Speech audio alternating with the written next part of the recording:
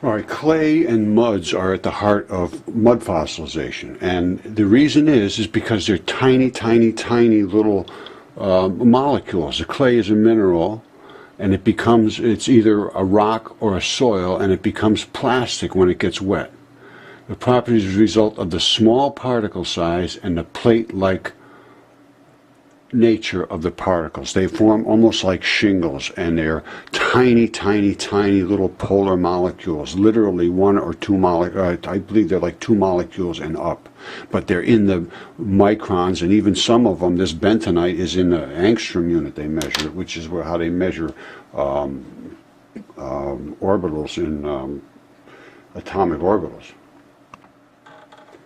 All right, this talks about where does the clay come from, the same article.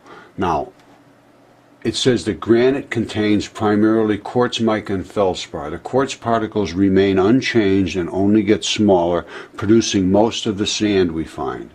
However, feldspar and mica degrade into very small particles that are subject to molecular changes when exposed to various chemicals found in the water that washes through them. Molecular changes. That means that they're being invaded, and the molecules are literally mineralizing what's in there.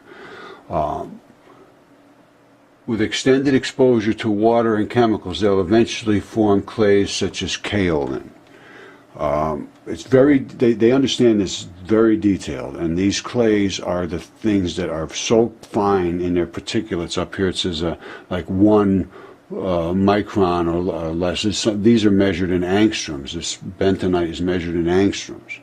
So that is what protects these things.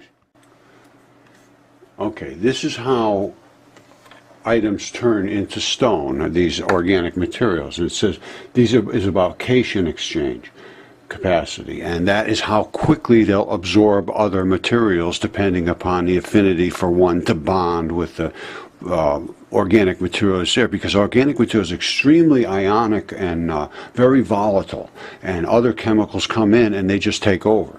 It's a known process called nucleophilic reactions, and then there's ionic reactions, invasions of materials. Anyway, the cation exchange capacity is the exchangeable cations. The cations are positive and negative charges, molecules that are looking to invade. So the anions also can be exchanged, but they are not as well understood. Anions and cations, they're positives and negatives. One of them they understand, the other not quite so much. The size of various cations determines how readily they're exchanged and how tightly they're held.